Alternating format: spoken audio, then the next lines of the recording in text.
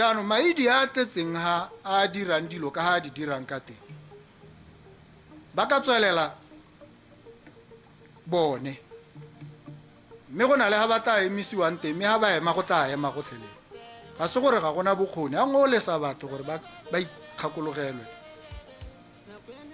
ba emise go roga ba bangwe ba emise go leswahatsa bo ke nna morena ke nna latelaka ke tla wota ke tla go shaka wena gane sware he a ore ra sware he a ore ma sa wa se ti san ku yo tata bota o tsa jaka no hedi we thar go thali o motho a go nna tsuntsuta o tsa maka wa mi. A recent gender links Botswana study highlights a digital emergency.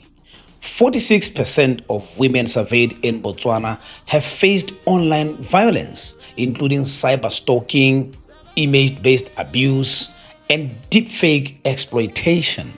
This isn't just a statistic. It represents nearly half of the female population in the country. From journalists and activists to everyday moms and daughters, the fear of digital fallout is effectively silencing women and pushing them out of the digital spaces where they actually belong.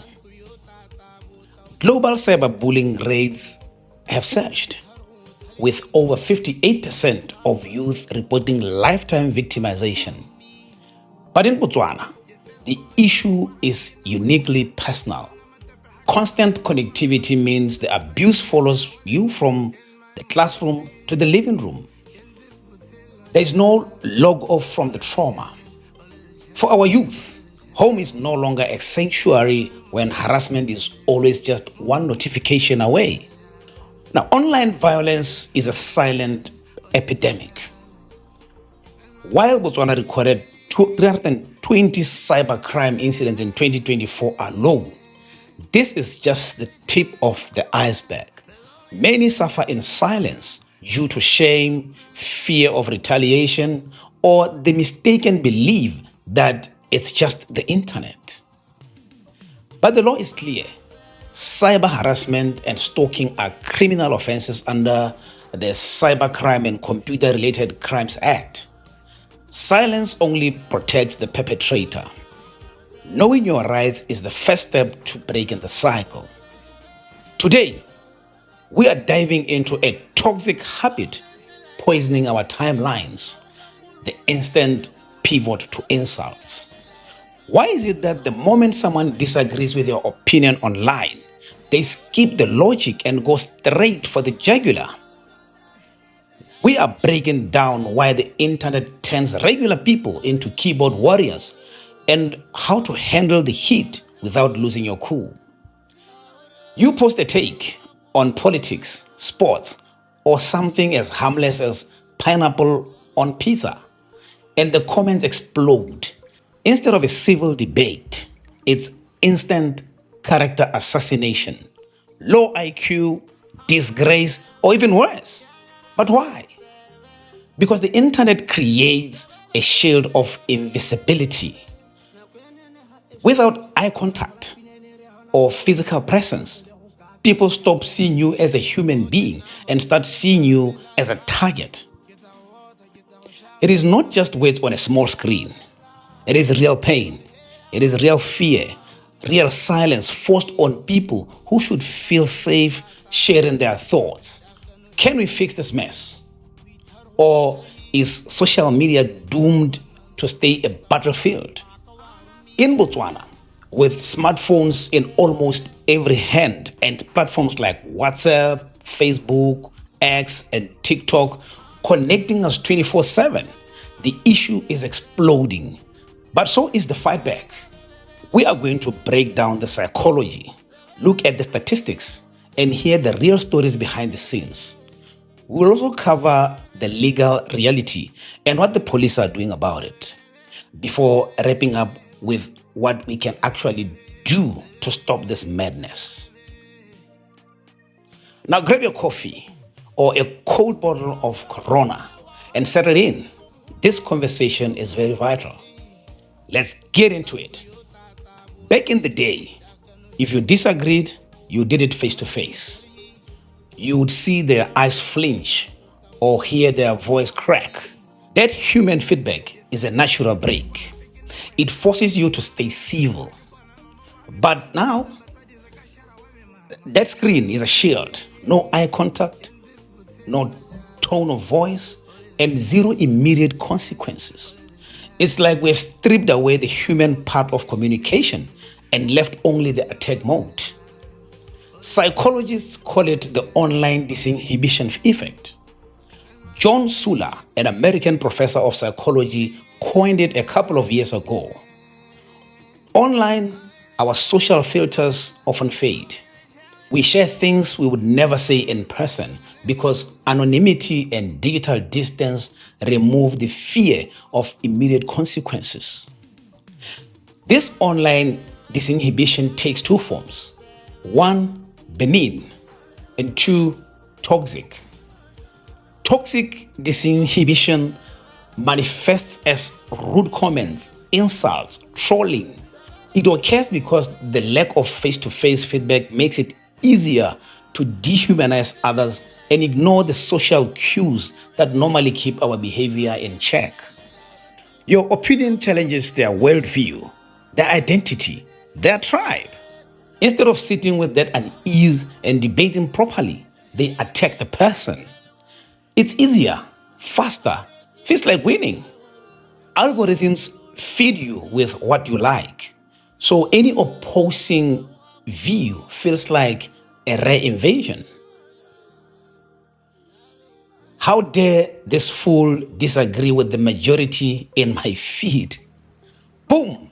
Then it becomes a perceived threat. Anger spikes, insults fly, platforms reward outrage. Insults get engagements, likes, reposts from the tribe. It's dopamine for the insulter. But dig deeper. A lot stems from insecurity and projection, low self-esteem. Tearing someone down as dumb and low IQ or trashing them makes them feel superior. Personality plays in too. Some folks are naturally combative and there's nothing you can do about it. They're self-righteous and they enjoy chaos. Psychology studies link heavy online hating to traits like psychopathy, sadism in extreme cases, but mostly it's everyday frustration plus no accountability. Disagreement isn't disrespect, insults are. Locally here on Facebook and X, we have the same energy. Politics, football, Manchester United versus Arsenal, fans go nuclear. Even casual takes on music or celebrities. One wrong word and it's all personal attacks and you see nukes everywhere. Tribalism and politics embed. It becomes us versus them. And it makes disagreement feel like betrayal. Insults become weapons to silence or demean. It's exhausting. Real discussion dies. Minds don't change, they entrench. Threats turn toxic. Good people with positive content mute or leave. Echo chambers get stronger. The mental health toll is massive. When you're constantly reading negativity, especially directed at you, it doesn't just stay on the screen, it gets under your skin. You feel dehumanized, like your voice doesn't matter to anyone. It's exhausting to exist in a space where the default setting is hostility. Over time, that constant stress leads to anxiety, burnout, and a genuine fear of expressing yourself. It gets even more personal when attacks turn into body shaming. We see it every day. Someone posts a photo and the comments aren't about the content. They're about their lips, their weight, their skin. It's a level of cruelty people would never dare show in person. Behind a small screen, they forget that the person they are mocking has a mirror at home and a heart that feels every joke. This isn't criticism. It's an attempt to strip someone of their confidence and their humanity. In politics, this is where cyberbullying is at its very worst, and it's increasingly getting more and more toxic. Loyalists label you a traitor, a sellout, or worse when you question their leaders. They swarm with personal digs, dismiss your takes as hate or denialism, or accuse you of spreading misinformation. Classic deflection when the mirror gets held up. It's never about policy substance or ideologies. It's political loyalty and blind, if not cult following. Criticize President Dumabogo's leadership or Dumelan Salishando's past political strategies, and the response isn't a debate about governance. It's an immediate attack on your character. Suddenly, you aren't a citizen pushing for accountability. You are labeled a traitor or an enemy. We've traded constructive dialogue for digital tribalism, where winning the argument matters more than the future of our nation. So what do? We can't control others, but we can control ourselves. Pause before replying. Ask yourself, is this a disagreement or an attack? If it's an attack, mute, block, and report. Please do not feed trolls. Respond with curiosity, not combat. Remember, online isn't real life. That low IQ spammer is probably insecure and projecting. Build better spaces. Call out toxicity kindly. Reward civil debates with likes and reposts or any form of positive engagement. Log off sometimes. Touch the grass. Real conversations are greater than keyboard wars. Bottom line, disagreement is healthy. Insults aren't at all. Social media could be a marketplace of ideas, but only if we choose reason over rage. If you are one who insults people over opinions, check yourself. Evaluate your life. If you are on the receiving end, it's not about you, my friend. It is their weakness showing. The good news is Botswana isn't ignoring this. We have the Cybercrime and Computer-Related Crimes Act of 2018 covering cyber harassment, stalking, offensive electronic communication, revenge porn, and more. Offenses like these can land you in serious trouble. In February 2026 this year, at the Botswana Police Service Senior Officers Annual Conference in Ote, they made their resolve clear. There is rising misuse of social media, misinformation, cyberbullying, hate speech, and they will, with immediate effect, make this a priority. Police Commissioner Diana Marate said straight, think before you post or face the law.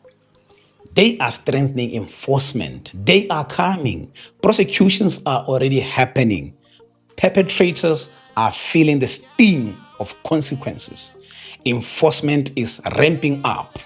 An 18-year-old boy was flogged in Maun recently for insulting another person online. As at the time of recording this episode, popular activist Moela Dlotlhoko was still languishing in prison awaiting his bail decision for a cyber-related matter involving Media Village chief. Police are resolving to act firmly to prosecute offenders and educate communities. But what are the challenges? Underreporting, technical gaps. There is need for more awareness. The law exists. Now, it's about using it and changing our culture. Botswana, we are a connected nation. Let's make it a kind one. Digital violence stops when we all say no. If you're hurting, reach out friends, family, helplines, the police. You are not alone. Let's make our cyberspace a place for real talk, not insults. Shout out to everyone watching. Drop your stories in the comment section. Have you ever been insulted over a harmless take? How did you handle it? Let's discuss it civilly. Until we talk frankly again next time, stay opinionated, stay kind. This is Uncle German. Cheers.